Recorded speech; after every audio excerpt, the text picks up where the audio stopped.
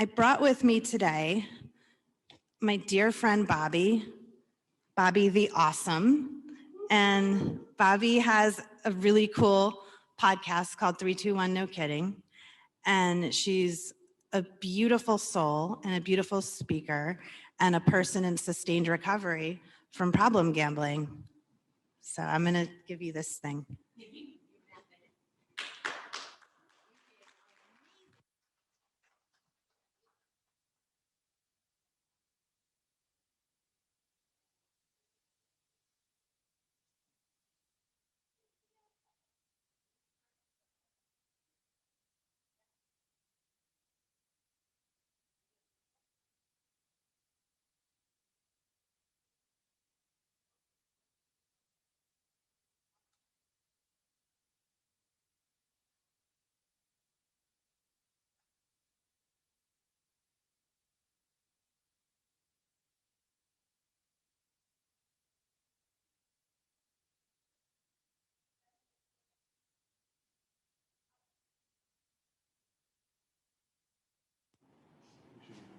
Thank you.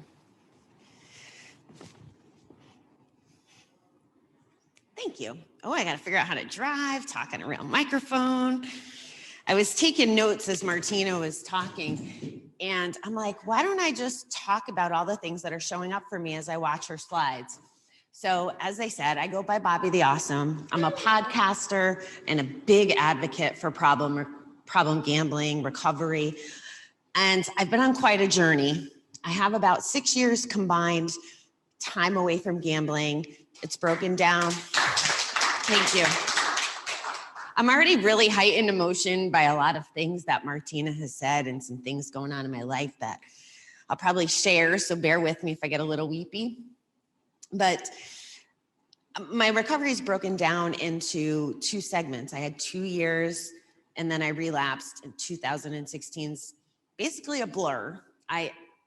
I think what people don't understand about gambling addiction is all that brain stuff that Martina was talking about, that's happening. And I would black out in gambling the way that a drinker blacks out with alcohol. I would wake up in the morning and find just receipts from ATM machines and hours were missing. And I don't think people understand that, which is part of why I try to be a voice in this arena. So if you'll bear with me, I'm going to cheat in my two places because there was so much gold in what Martina said. Which button?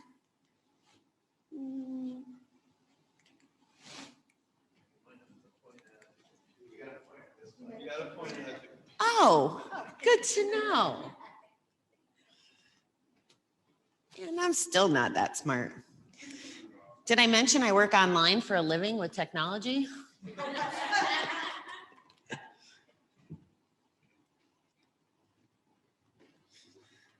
The good thing about recovery is I know how to laugh at myself. Reset. I think the battery may be dead on that.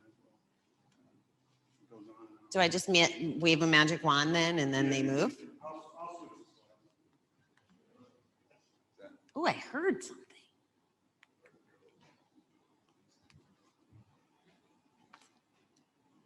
Battery might be dying.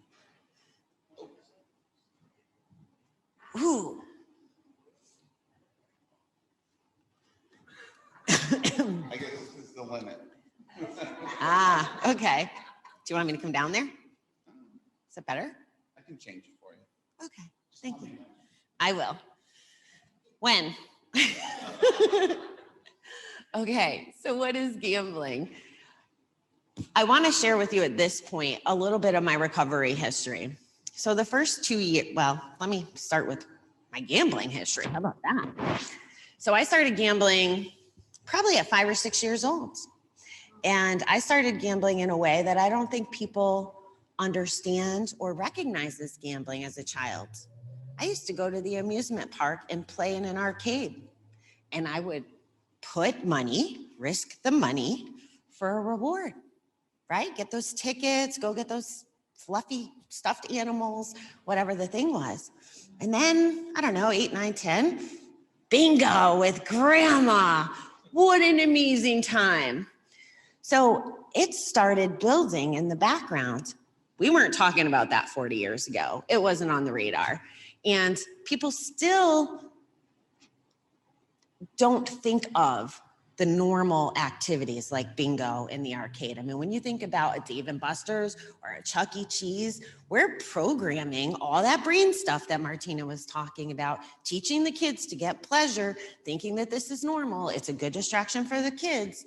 Well, we're actually potentially setting them up to end up to be like me, which isn't a bad thing in the long run, but they shouldn't have to take that road to get there, hopefully.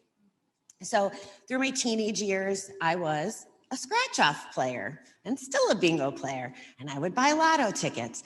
And I come from a family of so much addiction.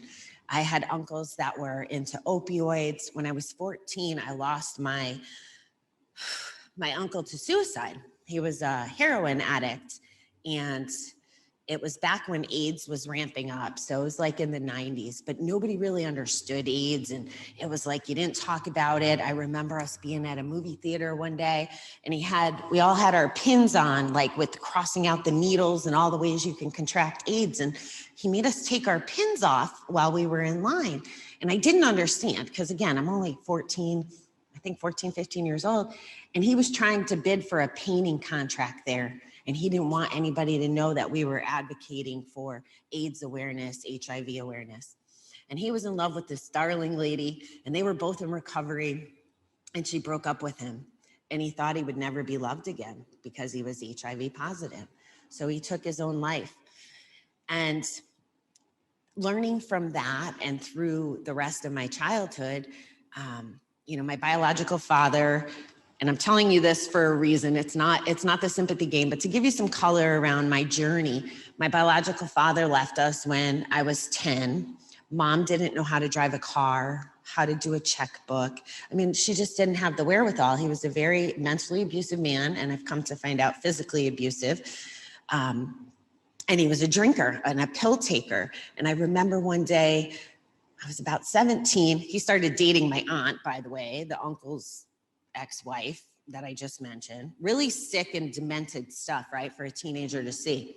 So he's dating her, and I go over one night and I said, listen, you messed up with us. You messed up with the kids in the new family, but you have an opportunity to do right by my first cousin. And if you take care of her and you do the right things, I'll let you back in my life. But he never did. But the scariest part of that evening was when he opened the door, he said, I was so nervous about seeing you. I had to take pills and alcohol. I got my blackberry brandy and I went and I knocked on the neighbors' doors for pills. So this is the messaging I'm getting. And by the time I was 17, I decided I don't want to be an alcoholic. Like I don't want that. But what I didn't realize was the bingo in the background, the scratch-offs in the background, the activities I was doing was like planting the seed for this amazing gambling addiction journey that I was on. So that's kind of why I'm telling you this. So in my early 20s, I was living with my aunt and uncle, and there was kudos to Connecticut. I was living in Connecticut, and they were having a study on problem gambling. I didn't know it at the time, but the qualifying questions for this study was the 20 questions that we use in Gamblers Anonymous. And I qualified for the study, and it was a 6-month thing. And I had to go see a counselor, I don't know, every couple of weeks. I had to go to Gamblers Anonymous meetings. And at the time, I wanted to be on Wheel of Fortune. I just knew I'd crush it. And because I had to go to the Gamblers Anonymous meetings as the requirement for this study, I went there and I told them about trying out and stuff. And they're like, that's gambling. No, it's not. It doesn't cost me anything. Well, didn't understand. Only went to the GA meetings to humor the program. And I didn't gamble that 6 months, but it was really more about my pride, not about whether or not I was a gambler at that point. Again, reflecting back, not knowing at the time. So I move into my 20s. I end up getting married. I start dating I was a truck driver, an over-the-road truck driver. And the first 4 years I did it by myself. And how I would schedule my breaks, because you have to go to sleep when you're a truck driver. You have to pull over. There's rules and laws, and it's really important. And man, I found every casino parking lot across the whole country. And that's how I would strategize my routes, the loads I would take. And when I got married, it got a little bit more difficult because my husband, he didn't like waking up in those truck stop parking lots to see me missing. I would park when I was supposed to be driving, and he would be sleeping, and he'd wake up, and I was not earning us money. I'm off at the casino, losing more money. And the really scary thing, and there were slides on here, and we'll get there, I guess, but about what we do to our family. So at the time, it was 2001.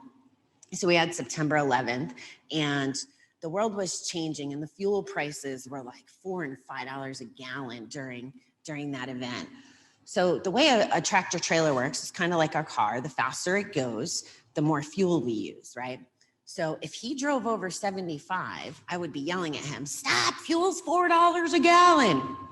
Didn't matter, I just blew $4,000 at the casino. I'm yelling at him for driving fast to make up for me being in the casino. Like, that's how twisted this gets us.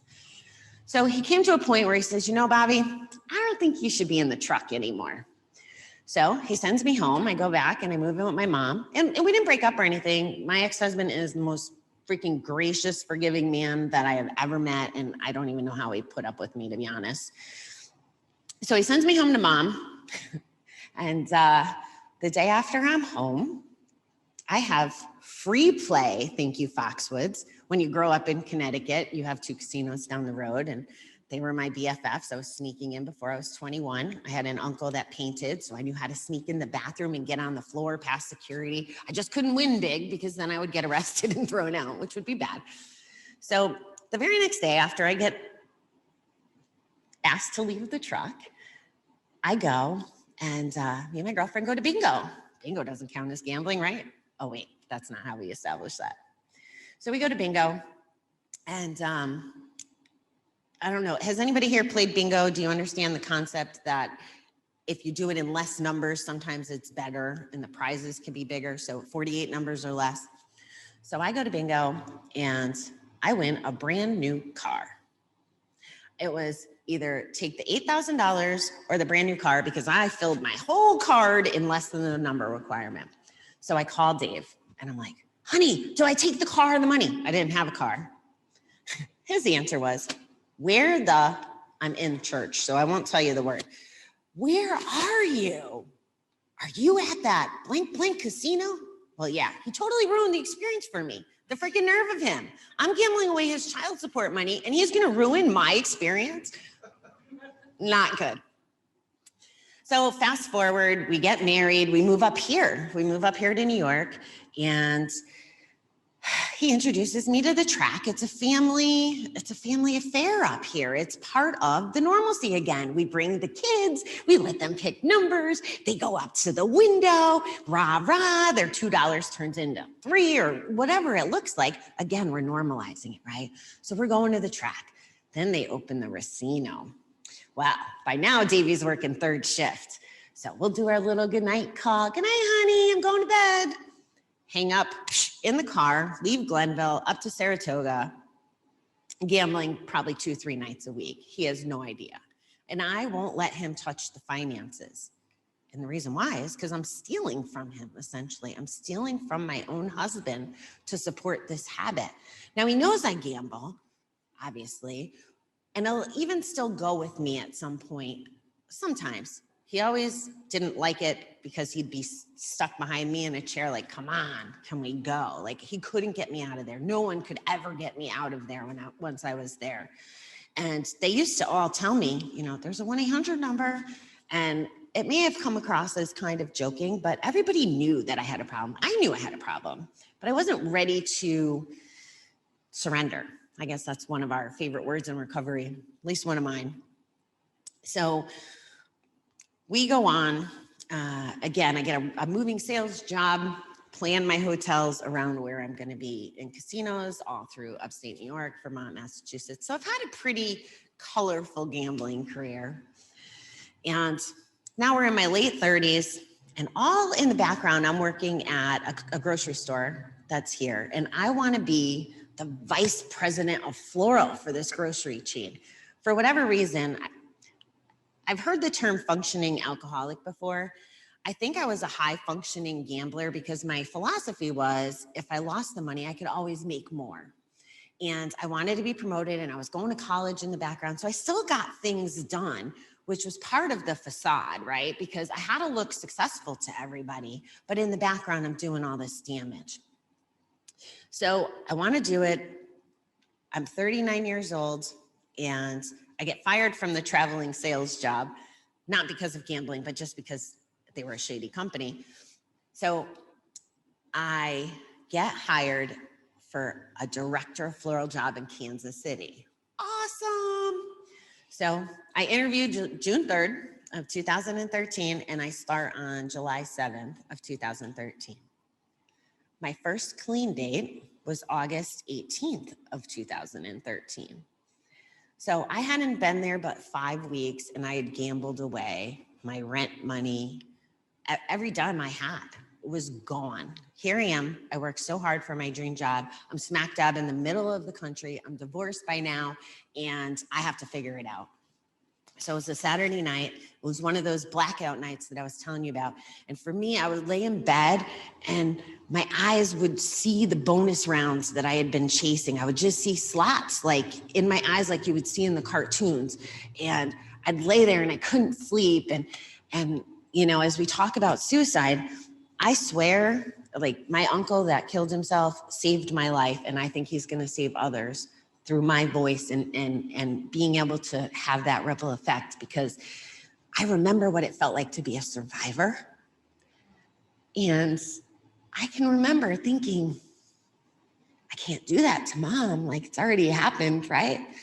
And I think that's really what saved me, was knowing that experience. But I did it. When Martina said, it wasn't the, are you suicidal? It's what's your plan. And I had always known that being a professional driver and knowing how people drove, that I could die in a car and no one would know the difference, because I know who the jerks are and I knew how to make them look like it was their fault than my fault. So the thoughts were there. Luckily, very luckily, I had the experience to not want to do that, and that always stayed in my gut. But that was really one of my lowest points. So that Sunday morning, I got up and I got on the computer and I started looking for a second job, and I started looking for a GA meeting. And that Monday night was August 18th. I walked into a GA meeting in Kansas City. And that was the first time I surrendered on some level. And I bawled that whole meeting. And it was purposeful intent, right? Like I was at GA because I needed to be and wanted to be, not like when I was in the study. And I found an amazing community there. And that was my first real exposure to recovery and 12-step. I had always resented the 12-step programs because it was like, I had to go to Alateen when I was a kid. And I was like, well, why do I have to go to a meeting? Because these people are alcoholics. Like, why do I have to do that? As a teenager, it was, well, maybe even as an adult, people feel this way, but I was really resentful. Like, it's not my problem. Who are you people?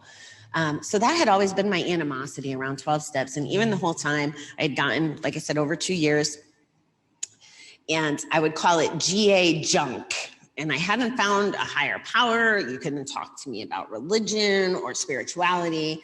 I was there out of fear and desperation. And I worked the program and I tried. And I did a pretty good job. I was involved. And as time went on, in the background now, I'm drinking again, and I've been drinking. Like it was different phases throughout my life. Always had some questions in my mind. I always had a little fear, but as time went on, I wasn't as intimidated by it. So my drinking was ramping up. And even though like I would go to the bar and then leave to go to a GA meeting, like that was kind of what Kansas City looked like. And I ended up, it was October of 2015. I'm at a Renaissance fair. It's a gorgeous day like today, and they're playing music and I'm by myself, but I'm completely hammered. And when we talk about ways to protect ourselves in this environment so that we don't go back out gambling, one of the things we talk about is it's called either signing yourself out or shutting down the marketing from casinos.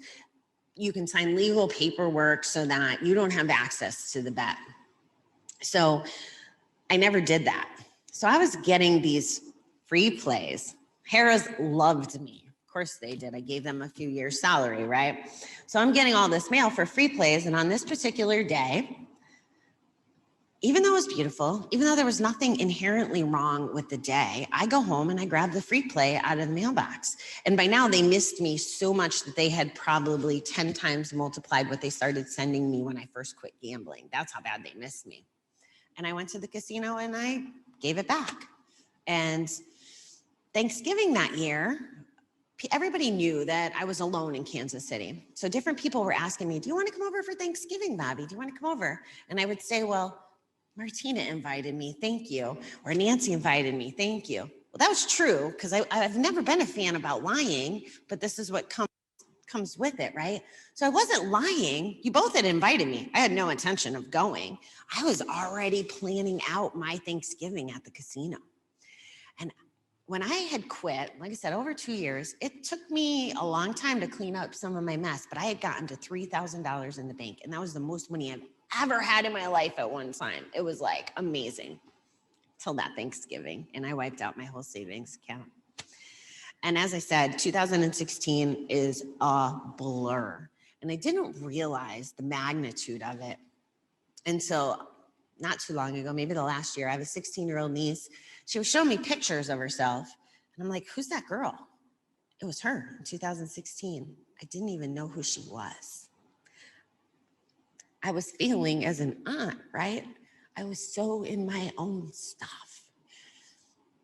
So I finally, I did enough damage. My personality's changing. My team notices.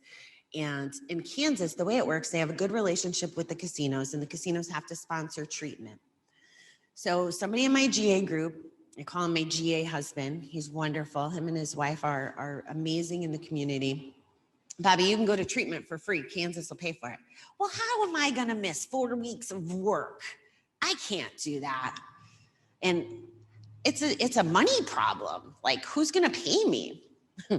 Well, thank you, universe. I go to an employee enrollment, when you sign up for your new benefits. So I go in and come to find out, because of my position, I have 8 weeks of short-term disability that I didn't even know I had.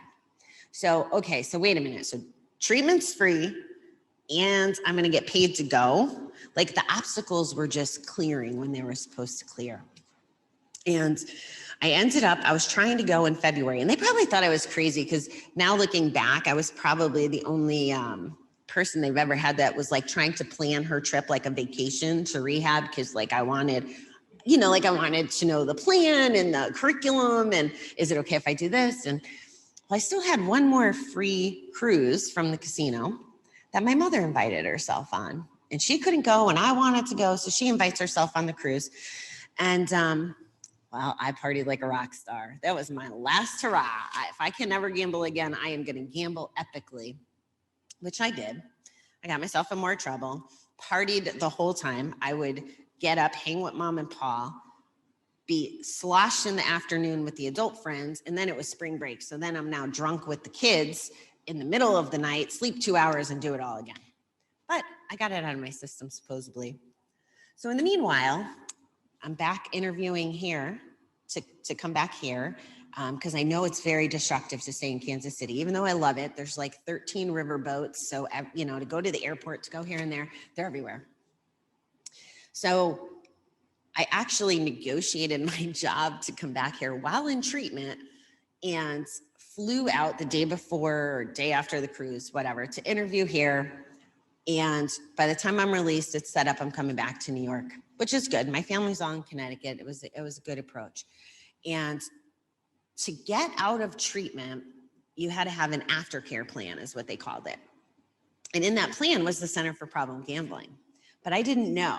And again, the excuses, even though I had now 28, 30 days clean, the excuses were still, well, I don't even have medical insurance yet. I didn't start my job and blah, blah, blah, blah, blah. Well, the center took me in for free. And they gave me a counselor, and they gave us 3 groups a week, and they did community stuff. And it was amazingly epic. Totally changed my life. I still went to my GA meetings, was doing that. And now we get into my recovery, right? So I'm driving to meetings from the center on Monday nights, and I hear I hear Recovery Elevator. It's a podcast about alcohol or living a sober life. And I'm like, I love this guy. Like the things he's saying from an alcohol-free perspective applied to gambling. There was so much that was so similar. And I was like, I need to do a gambling podcast. So it took me a while to get the courage, but 321 was born out of going to my meetings, listening to my podcasts, and it's been amazing. And the reason I share that with you is because now I'm exposed to different experts. I go to that conference that Martina was talking about, the gambling conference, and I learn. And I'm not a CASAC, I'm not a professional in the sense of qualified, and I'm delicate about advice. You know, I'll share my story, I'll share my recovery journey, but the Mosaic, when you were talking about the Mosaic, so epically true. I've had GA, I've had the center, I've had not specific with all of the different resources up here, but they show up at the recovery events in the park. And there's been a myriad of things, and it's all like this magical Mosaic community, I guess. And I've been very blessed to be part of that and to have a lot of the exposure I have. So that's kind of where I'm at today. And if it's okay, I'm going to go through the slides because I know there's other points that I want to mention. And I don't have the clicker anymore, right? Does anybody have any questions before I get into reflecting back on the slides? Right? You have it, right? Next.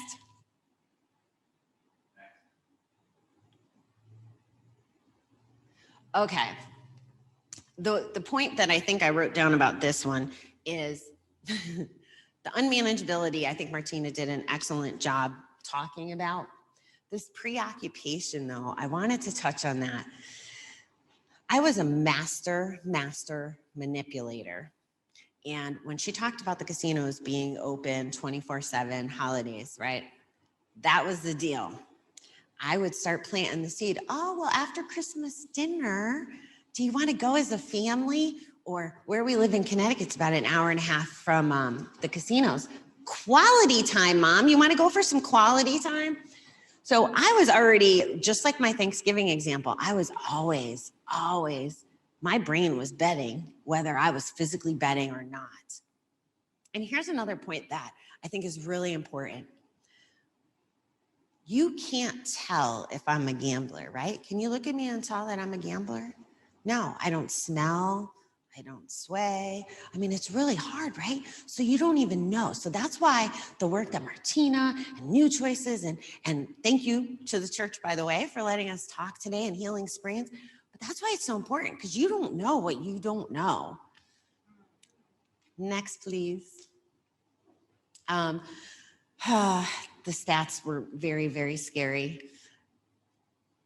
One of my dreams, I have a lot of dreams, like I want someday that on the back of every raffle ticket to be a gambling warning message. Like I'm doing everything in my power because I believe every compulsive gambler has touched a raffle ticket.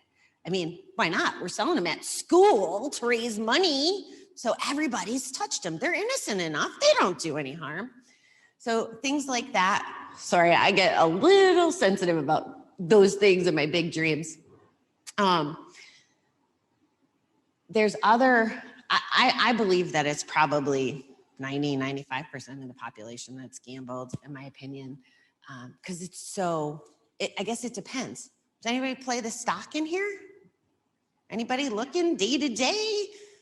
What's the market doing today? What's the market doing tomorrow? How about Bitcoin? Are we going on that journey? Are we lighting up that prefrontal cortex? Is that the right word? But I mean, the stock market. Well, Bobbie, I need to retire. I need to do the stock market. I need to be safe. Well, okay. Do you need to watch it for the dopamine rush every day and buy and sell and go on that journey as if you were throwing $100 bills in a slot machine? Or do you need to give it to someone to put in a 401k so you can have that security without going on that potentially risky adventure? Nobody talks about stocks being gambling. Nobody talks about the arcade being gambling. Next, please. Boy, this is all true. And so much truth to all of this. So moody, yeah. Like if I wanted to gamble, poor Dave, like I would pick a fight in order to blame him for fighting with me so that I can go gamble. And it wasn't just with him, it was with anybody. And the problems with the loved ones are completely true. I will tell you, probably the last 2 years, so I had a rough year last year. And it wasn't even that C word, really.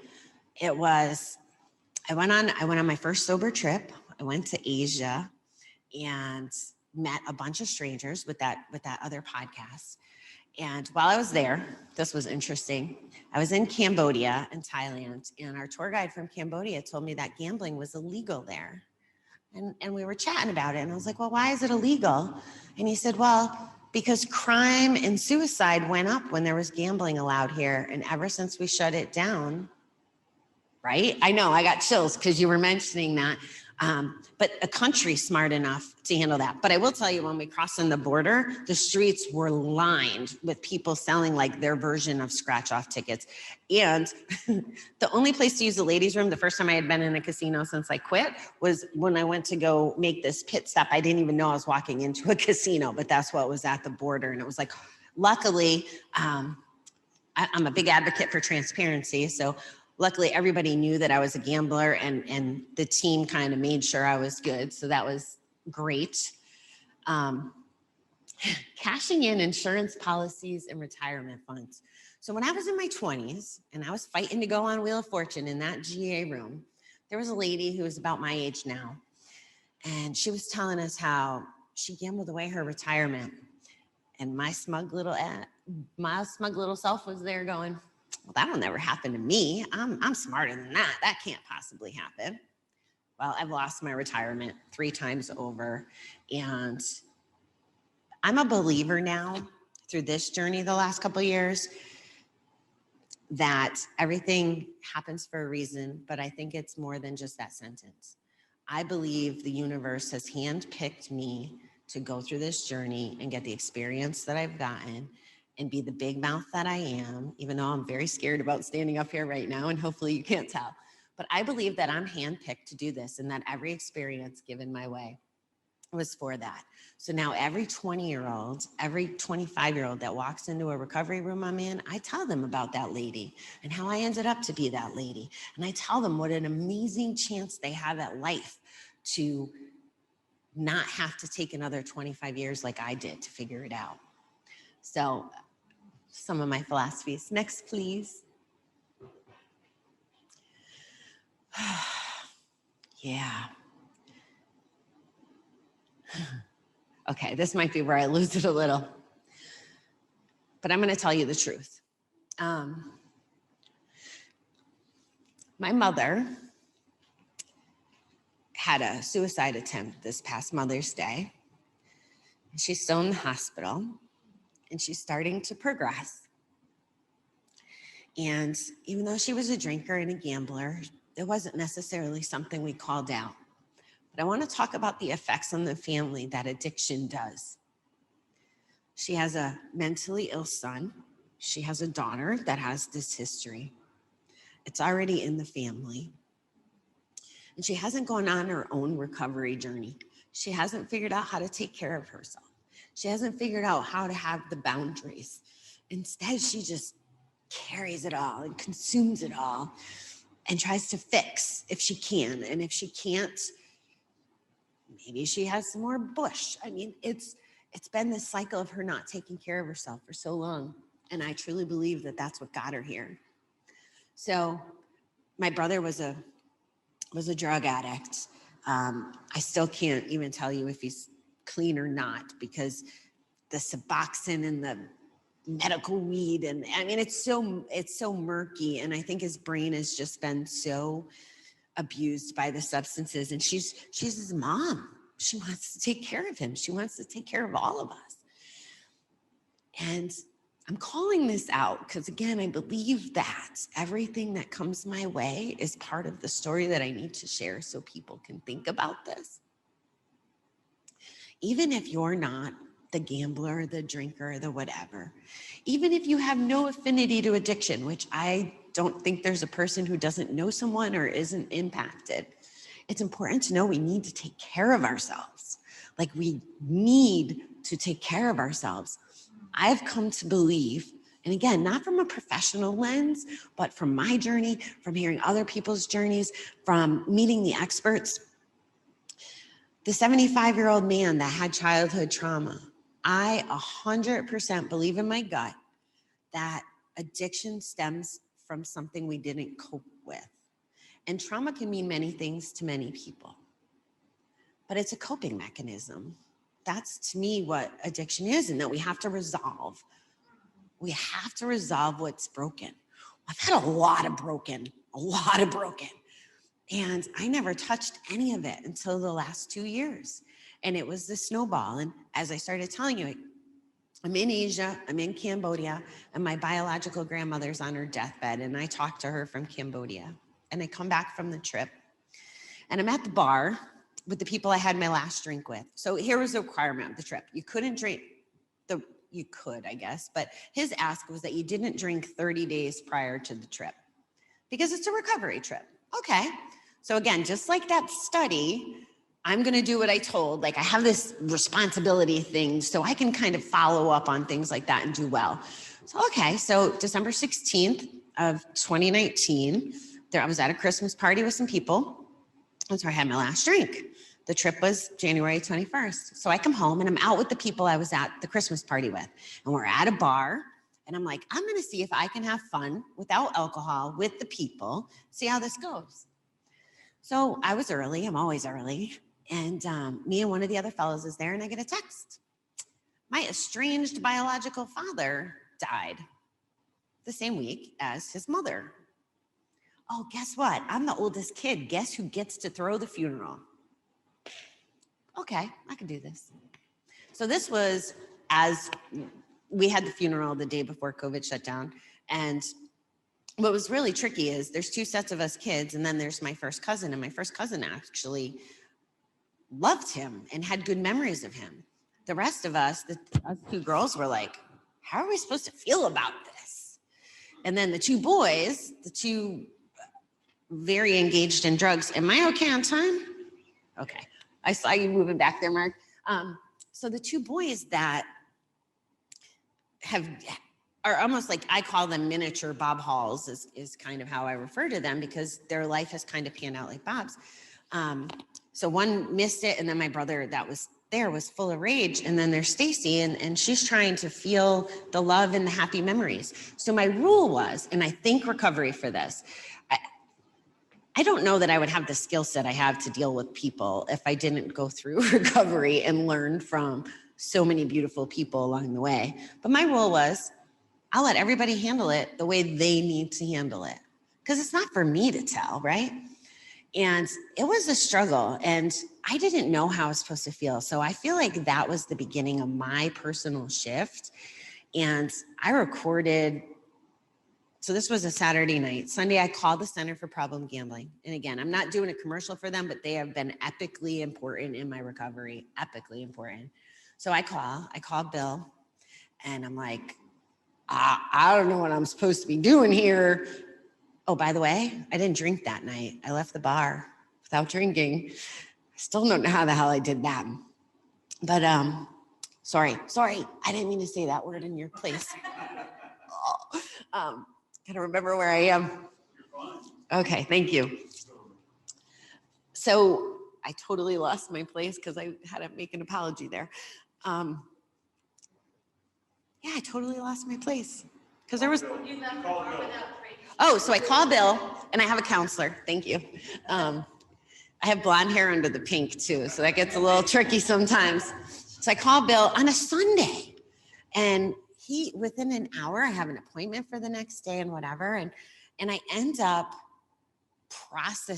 beginning the journey on my podcast. And I talk all about all these wonky feelings, and like I'm estranged from him. And here's what I grieve the most in this particular situation. I used to say, when Bob died, I want to go to his funeral to make sure he's dead so I can spit on his grave. That's how I felt about it. But through my recovery and through this new chance of life, I moved from hate to neutral. And what I found out I was grieving was forgiveness. I think I would have got there, but now I didn't have the chance. And I think it was about my development, my journey. It wasn't about him. I was never going to change him. And we're never going to change the people in our lives that are impacted by this. We don't have that power, which again, I go back to the piece. We have to take care of ourselves. And yes, I'll lecture on that all day long because I feel that it's that important. So that's kind of been the evolution. And then, last year, I think I lost for 6 months straight somebody every month. It wasn't just COVID. There was COVID. Somebody died every month. I hadn't figured out that stuff. I was trying to digest a breakup. And luckily for me, I had sent a really nasty text. The worst thing I've ever done, I feel like, in my life, the prior November, because this guy, he was the one. Like I actually started to understand what the movies were when they were like those magical moments where, the moments you cry when you watch a movie. I never understood.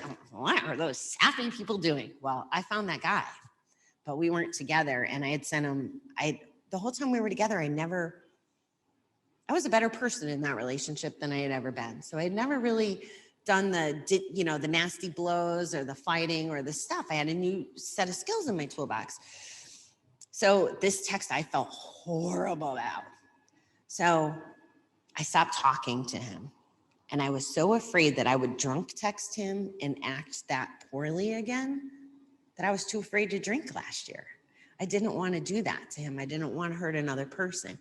And as this journey has gone, I have all these tools in my toolbox. So alcohol has fallen out of my life without much intention. And I don't know, I'm a year and a half or whatever without alcohol in addition to gambling. And it goes back to that point too, like when we start doing that work and fixing what was broken or healing. I'm not sure if you've heard this statement, but I love it. And it's such a powerful philosophy about resentment and hate. Resentment is thinking that if you drink the poison, someone else will die. I mean, part of why my mother is where she's at, I believe, is she has a brother she hasn't talked to in 15 years because he beat up my brother. All kinds of dysfunction. But she hangs on to that, and at every family event, I see her body go like this, and 15 years later, like you gotta process the stuff. Otherwise, you end up in a casino or at an OTB or the places. I totally got sidetracked, but let's go, please. Okay. This bankruptcy thing is a tough one for me. I believe that's true. I believe it's maybe even a little higher. My experience has been, if I went bankrupt, I wouldn't be taking accountability for my stuff. So I haven't been able to do that. So I got 2 jobs. I did the thing. And I feel like that's part of what defines me today, is not making that choice. But it's scary. And this is another part of my big dreams. As we educate people, what I'd really like to do is teach the credit card companies how to find the cues of problem gamblers and help, like almost like a, You know them. You know them? They know them. They choose to not. It's their business. Well, I think so with the cash advance piece, but I guess what I'm saying is I'd like to propose to them, if they help the person get treatment, they can save the money that they lose on the bankruptcies. That's kind of how my brain works. I got big dreams, but that's part of it. So yes, the interesting thing that came to mind when we were talking about unhoused persons was there's a Dr. Lori Shugel, maybe. She's a lady who speaks at the gambling conferences, and she did some interviews in prison down in Pennsylvania. And along the theme of the co-occurring addiction, when people are in prison, I kind of count them as kind of close to this population too, right? They're gambling in prison with the cigarettes, with the commissary, the thing. So even if they couldn't get their substances, say, it's a really easy transition, or maybe it's been there all along. So that's what popped into my head. The crimes, the crimes. So in a couple of my recovery communities, I know women like that are sitting in this front row that you would not expect would hurt a fly, that have now been in prison because of the embezzling. One lady got accused of almost $1 million. Another lady, like, 5, 6 digits. But they're the girl next door. They don't want to steal from their employers. They're good people. They're just good people that are consumed by this dark cloud of that gambling. It's almost like having a multiple personality. That's part of why I announced myself as Bobbie the Awesome, right? Because I never could do that. I never felt good enough to say that when I was gambling. And it's really important to me that people know that it's okay. We're allowed to be proud. Why do we diminish ourselves, right? So that's the tone I try to set with that. Next, please. So I spoke to the Cambodia piece about the casino, and this kind of relates to the bank, so I think we can keep going. Okay, so I think that even my story demonstrates this comorbidity, right? The alcohol. And I'll tell you, I still have opportunities. I still smoke cigarettes and I still eat ice cream like a rock star. Like, that's my favorite thing in the whole world. I actually think I'm going to write a book someday called Dessert First. And I actually practice that. I will order food. I'll order dessert before I order my main meal. And here's my thinking, like, you get an ice cream dessert, you can't really take that home in a doggy bag, right? But you can eat that first and you can always bring your meal home. And what I really want to teach people is just do it. Have fun if you want to do it and it isn't going to harm you. Just do it. That's how I want to live my life. Dessert first, always. So I still have a couple co-occurring things that I need to work on. Next, please. Yeah, this one's tough. I'm glad to know that this is out there in the UK, and the UK is doing some fabulous stuff with recovery and advocacy. They actually have, I don't know if software is the right word, but Gamblock. So online gambling. And what about New York, right? New York making it possible to buy lotto tickets online. That's my ticked off voice. Just technology is making it too easy all around. But the UK does a really good job with offering people these things that block the sites that can get them in trouble. And there's a couple other really good podcasts in the UK. And I've interviewed some folks from over there, and they're wonderful people and trying to get the word out as well, which, I will be grateful for technology uniting us in those kind of ways where we can have nice face-to-faces on Zooms and podcasts and whatever the thing is. This is, so that guy, that magical guy, that's what brought him into treatment. That's where I met him. And he had an attempt on his life, and he had a different journey. He didn't have an Uncle Charlie like I did. And it was a friction point because I used to view suicide as selfish, because that's what it felt like for us as the survivors. And he viewed it from the person who got there and actually had multiple attempts. And I'm going to tell you another difficult story. So I talked to him again. I went about 7 or 9 months without speaking to him, and I needed to do that to protect him and myself. And he starts reaching out to me last summer, and he was trying to help someone, and we have the same clean date. He's still bet free. I'm very proud of him. And he's actually started an inpatient place out in Wisconsin, and he helps people. He knows more about like music therapy and some other untraditional methods that we would think of when we think of recovering. But he's trying to help someone who wasn't a gambler. And the man was definitely mentally ill, and he calls him to wherever he was on this horrible day and shoots himself as soon as he gets on the site, as soon as my friend gets on the site. And now, same thing, right? It's his experience and his journey, and what value can we get out of that? Like, I'm so grateful for everything that happens, good or bad anymore. because it has a purpose. Whether I understand the purpose or not, that's where I lie right now. And I said to him, you know, do you understand now? And I think we've gotten to the point where we can see each other's perspectives, right? Like the hopelessness that gets you there. But him as a survivor now, he's been open-minded. And it really doesn't matter what our stances are. What the beauty, again, another gift of recovery is being open-minded, being able to listen, being able to maybe change our point of view. I was talking to my brother at the hospital the other day, and this is something that's just happened the last few months for me is, has anybody been in an argument ever? Okay. Have you ever gotten the other person to change their mind by raising your voice or screaming or doing the argument? Never, right? Like, have you ever thought about this? Like, what is the point of arguing then if it really doesn't matter? The only way to get there is to listen and all of the things, maybe plead your case, maybe agree to disagree, but there's no good result out of arguing other than the flight mechanism, right? Like want to leave or all those emotions. So I totally digress, but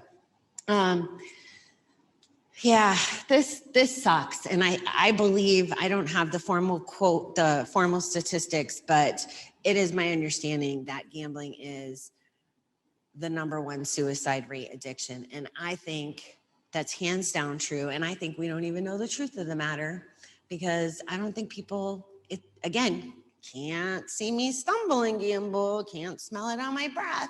So I think it's a lot worse than we even know about. My driver is no longer back there. Was this the last slide? No, you're good. I got it. Oh, all right. Big help for us. And I think I've already touched on that. I want to look at my notes and make sure that I cover everything that. So I didn't come here with a plan, as you could tell, right? Like I'm stealing Martina's thing. But I started podcasting during COVID twice a day. And I used to like be organized and take notes and stuff. But again, if I'm going to believe that I'm a messenger for the universe or God or whoever your person is, I'm calling you God because I'm here, okay? If I'm going to believe that, I have to just talk with whatever shows up in my mouth or in my heart that day. So that's kind of where I've been. Okay. Here's another thing I want to do. I'm telling you guys this so you can help me change the world.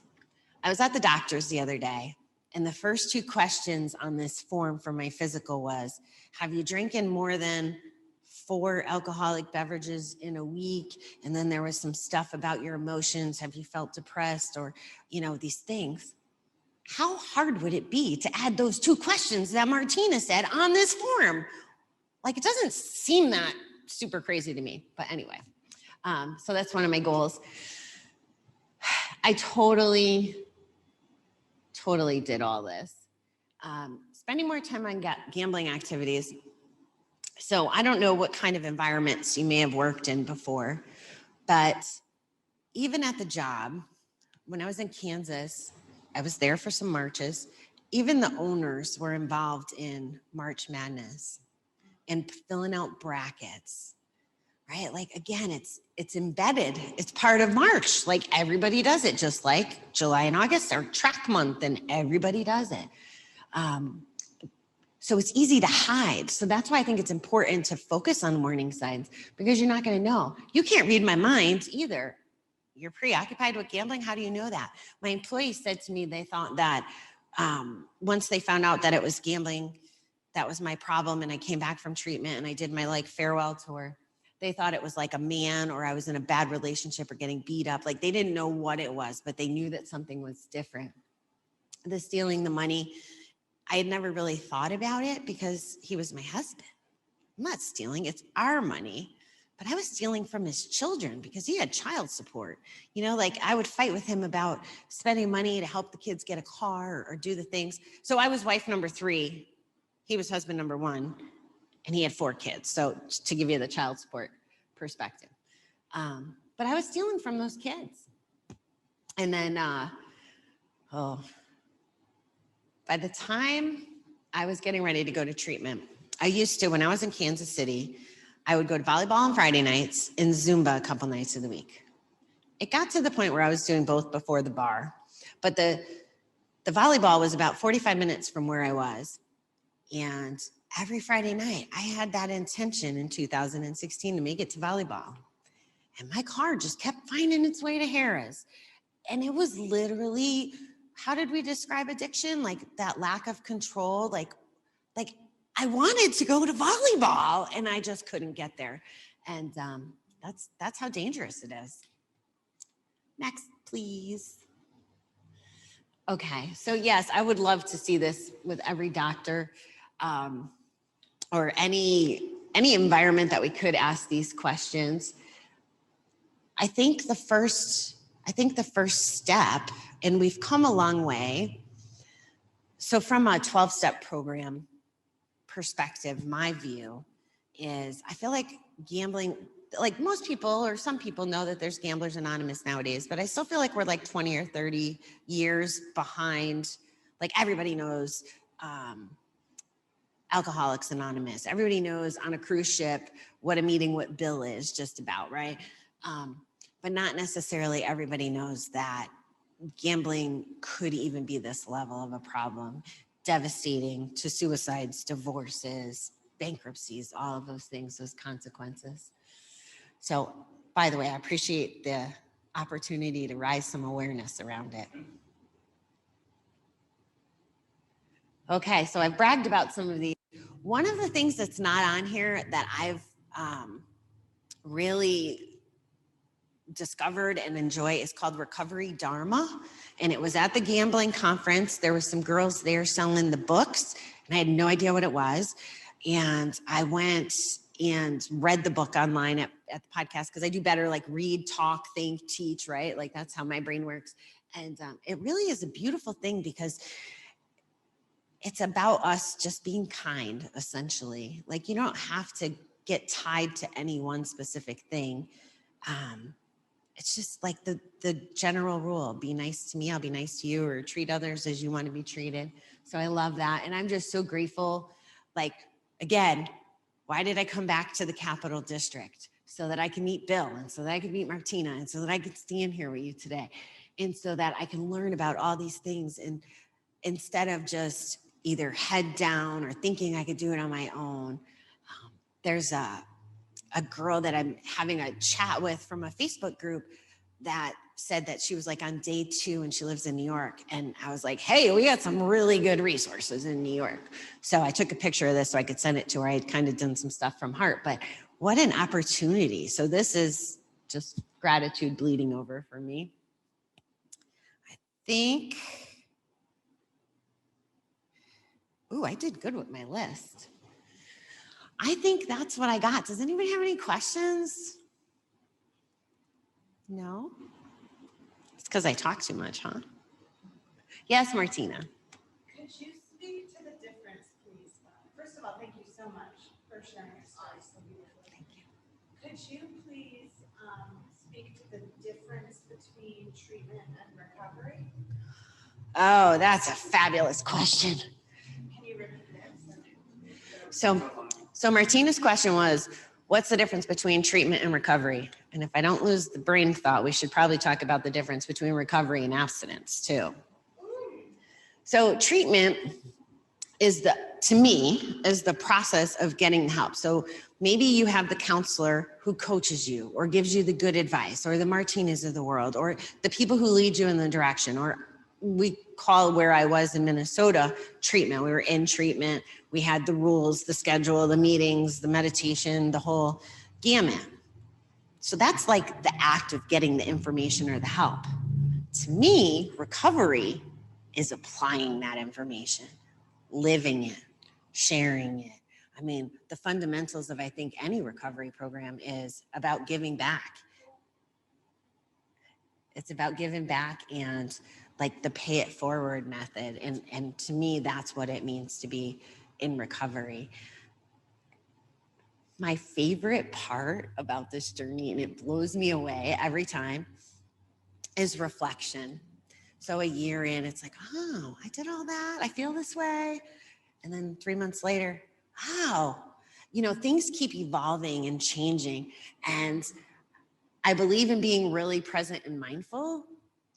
So I try to do that as well, but it's kind of fun to be reflective and take note of that, and also be like, wow, if I grew this much in this amount of time, what's it going to be like in a year from now, or 5 years from now? So it's pretty exciting to me. And then recovery and abstinence. Recovery is, to me, again, believing it, taking action. Abstinence means just removing the addiction. It doesn't mean that your attitudes have changed, your relationships have changed, your performance has changed. You're just not doing the thing.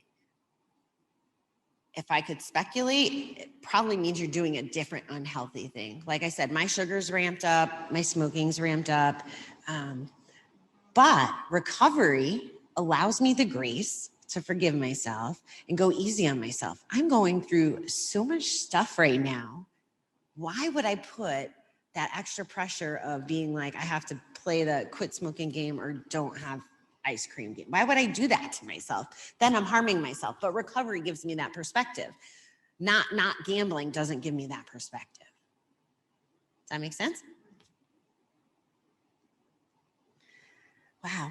Yes. So what you're saying then is recovery is best out of all life, because abstinence, you stop what you were doing, but you most likely incorporate something else in your life. But recovery for you is now going to be, well, for anybody with addiction, is going to be a lifelong journey. You'll be in recovery for the rest of your life, is what you're saying. I feel that way. And it's not necessarily, it doesn't even have to be another addiction. I'm guessing that most of the times it would be, or something harmful. But recovery is, for me, it's been about that digging deep and having an open mind. In the rooms, we talk about how, honest, open, and willing. Did I read your mind? Well, it's a transformation, right? It's a change. And that's the scriptural part of this, right? Sorry, but that's the part that I think a lot of people, just in general, right, that have relationship issues, just whatever, that have life problems, is they'll stop doing something, but it doesn't necessarily change the thought process. And then as soon as there's a big enough issue, the skill sets that you learn in treatment are not there to actually put you in recovery, but you're still just now, so that allows you to then flop back to where you were, right? So. Thank you. That's perfect. Transformation, evolution. It's a job too. Again, another conversation, bless you, I had this week was from someone who isn't doing the thing, but also isn't getting better. And I'm like, I get the sense that you look at me and think that this just comes naturally, but I have to work on my recovery like 4 to 6 hours a day. And what does that look like? That looks like everything from standing here to going for a walk with my friend later, to listening or reading literature that fills my soul and lights me up. Like, that's all part of recovery. Because if I'm not changing and growing, I'm probably going to end up back, like I'm already still in numb land. And that was the other thing. Thank you. The circles have got me here, but I can't remember what you said specifically, but a big part of why I went to the casino, and what I've heard a lot of people say, or gambled in general, is to numb or to escape.